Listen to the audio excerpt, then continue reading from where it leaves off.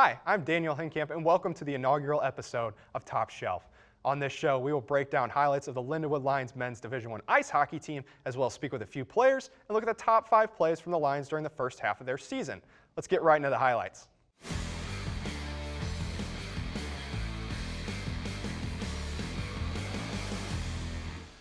To officially start their season, the Lions traveled north to Madison to face off against the Badgers. To open up the scoring in the first, it was John Evans surveying in the corner and finding Jaden Mercier in the slot. Mercier rips the one-timer home to make it 1-0 Lions. Some great vision from Evans, and Mercier's ability to get open helped the Lions jump out in front. Just 4 minutes later, the Badgers are able to respond and tie the game in the form of Gavin Morrissey on the power play, as he was able to crash the far post where Tyson Dick finds him with a beautiful shot pass that the Lions were unable to detect. But just when you think the game's going to be tied going into the second, Ethan Zielke finds Mercier again, who has torn up the Badger defense with his ability to find space, and he will fire it into the back of the net to put the Lions back on top going into the first intermission. With a fresh sheet of ice in the second period, David Gagnon throws the puck at the net, and the Swede, Alex Lundman, is there following the play to bat the puck into the back of the net. This was Lundman's first goal and point of the season, as well as his first as a Lindenwood Lion. Just when the Lions get a little comfortable with that 2-goal lead, the Badgers close the gap, and once again, Gavin Morrissey is involved when he finds Rylan Mosley to narrow the lead down to 1 for the Lions. With the Lions looking to seal the deal late in the third, though, David Gagnon slows the pace of play in the Badgers zone and finds a trailing Borshiev, who fires his first goal of the season into the back of the net, and some insurance for the Lions. A week later, though, the Lions then trekked over to Ohio to face the Miami Redhawks of the NCHC. The Lions started their scoring venture off when Jake Southgate found Drew Kuzma streaking through the neutral zone. Kuzma fired the puck on net with Alex Lundman crashing like they teach you as a kid, and he will get gifted for his effort when he bats home the rebound to put the Lions on top. A great job from Kuzma entering the Redhawks zone with a burst of speed and just throwing that puck at the net.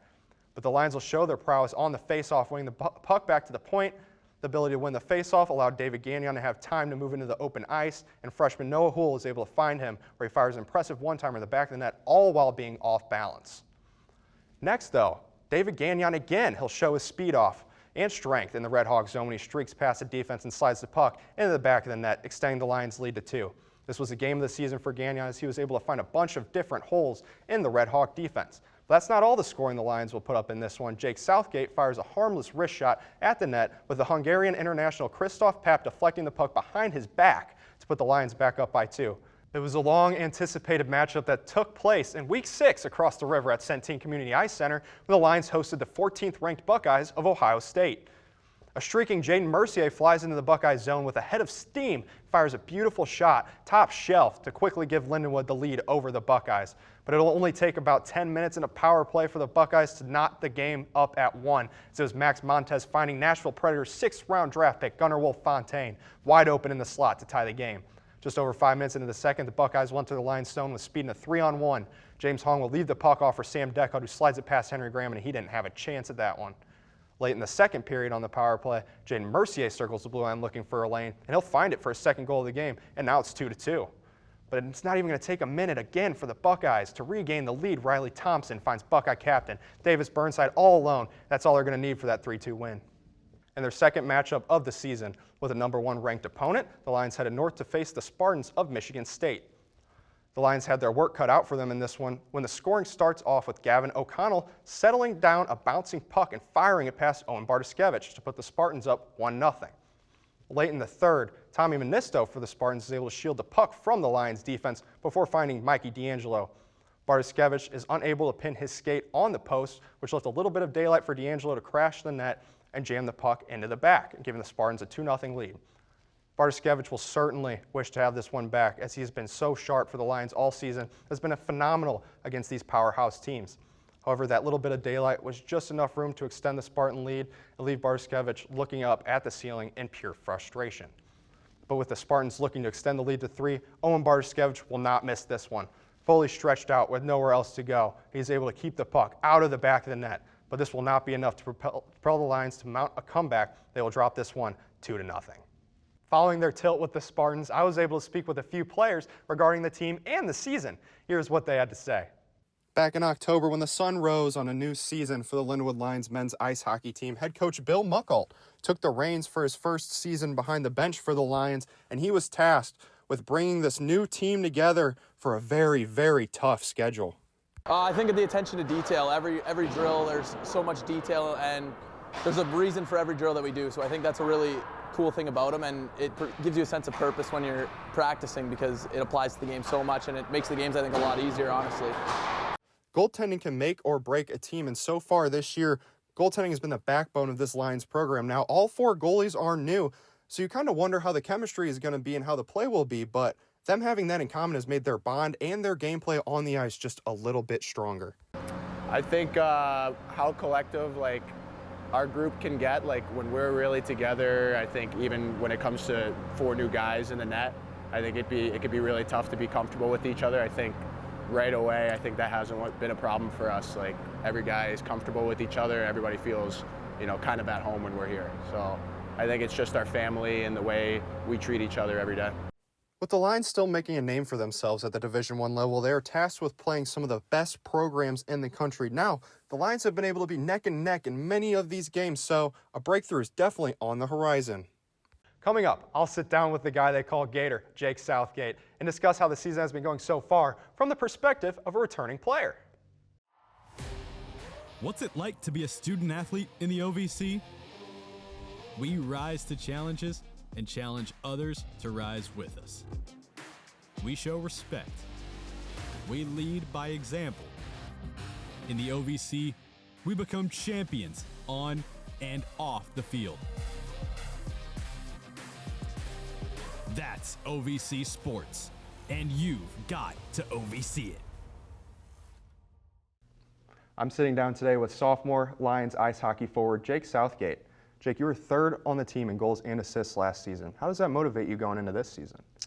Yeah, coming in, you want to do better than you did last year. You want to make sure you keep building, keep progressing, and helping the program push forward and to win against some big teams. And I think that's what we've done early this year, and hopefully keep doing that. Yeah, there's a lot of new faces too, like whether it's transfers, freshmen, 2 new coaches behind the bench. How have you guys as returning players been able to adapt to that so far? Yeah, I think when you bring new players in, they bring their own culture and they bring the way they've done things on other teams. And I think our team last year struggled to win at times, so I think bringing in new faces and new ideas into the locker room really helps build that new culture and that winning culture we're trying to strive for here at Lindenwood. Yeah, and Bill Muckalt has a history of winning, as we've seen at Michigan and the players he's produced there. What kind of value does he bring to this Lions program? Yeah, obviously very, very smart coach, very smart man. He knows what he's talking about, and he knows how to win. So being able to learn from him every day and trying to take something out of all the speeches he gives and stuff that he says in the program, the different kind of programs we do is huge for us.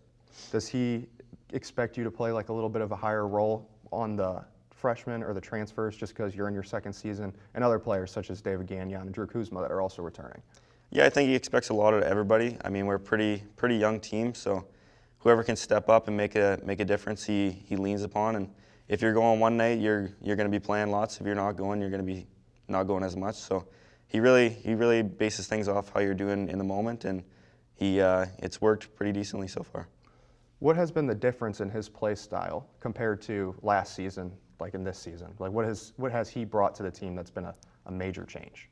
I think just the details, like everything we do, every practice is detail, stopping in front, making sure everything's done with intent, and making sure you're really focusing on all the small details. Because if you're not passing the puck well, if you're not skating well, if you're not finishing at the net, you're not finishing your routes in the O-zone, you're not going to have success versus the big teams we play.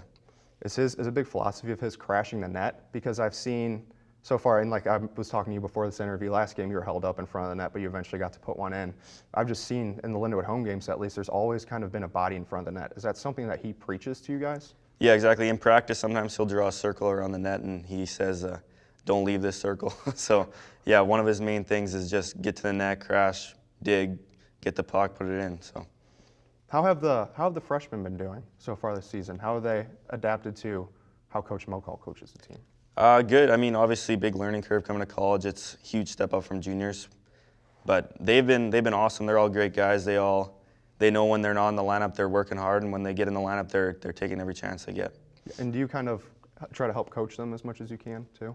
On and off the ice, I try and help them as much as I can. Yeah, I mean, me and my roommate Mercy are still living in Matthew's dorm, which is a freshman dorm.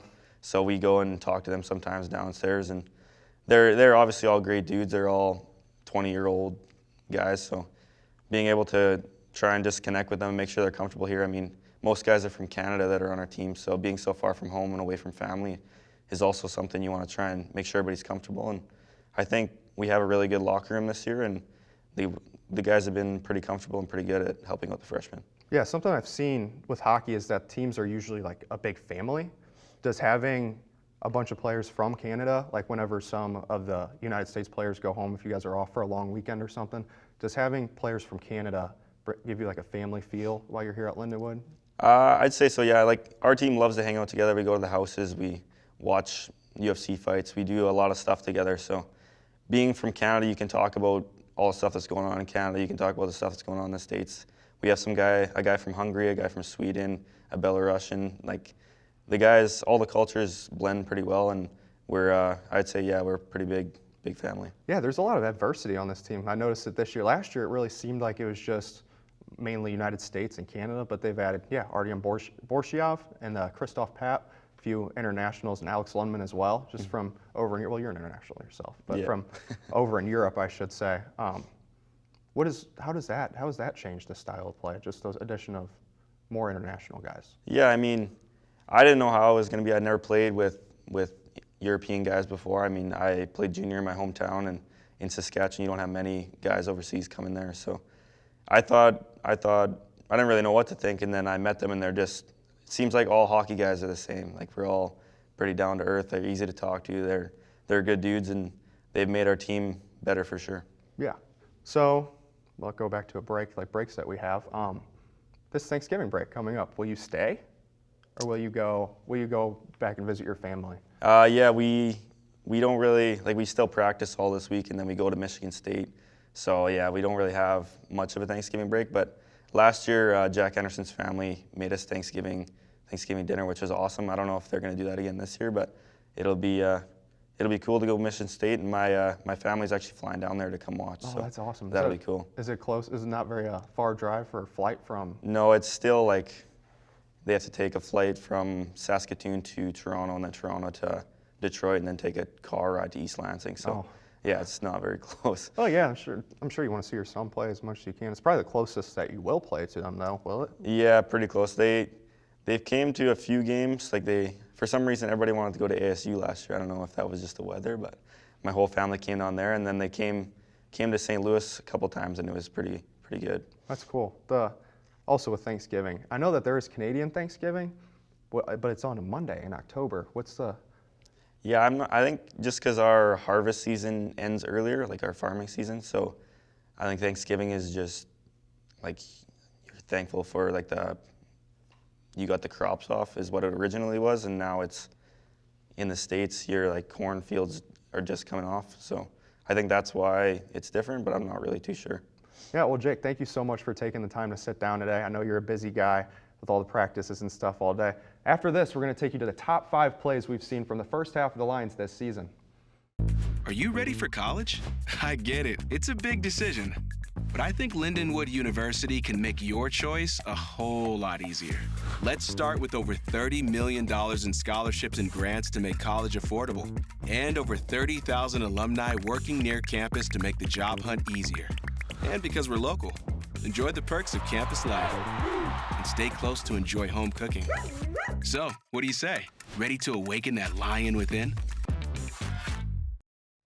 Facing off against some of the best teams in the country, the Lions have put together some great games and wins. Some of the plays to propel them to these games are worthy of a highlight reel. Let's take a look at the 5 best plays from the Lions so far this season.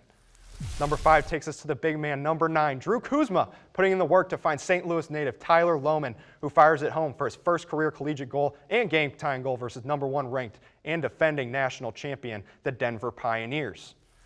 More speed from the Lions in play number 4 as home captain David Gagnon has a burst of speed and flies down the wing before cutting back across and stuffing it through the 5-hole of the Red Hawks netminder and he can't do anything but just hope he's able to close his legs and get in front of that shot. Number 12, Ethan Zielke shows off his strength and grit while he works the number 9 Badger defense behind the net. Zielke is able to snag the puck and put it out in front where he finds Jaden Mercier closing in on goal, and all he has to do is fire home that beautiful pass for play number 3. For number 2 is David Gagnon once again. This time he finds the open ice off the faceoff and slaps the one-timer home, all while spinning around off balance. How impressive is that? But who else to highlight our number 1 play than Owen Bartoskevich? He looks like Superman flying across the crease and stopping his puck with the paddle on this potential save of the year from the Lions netminder.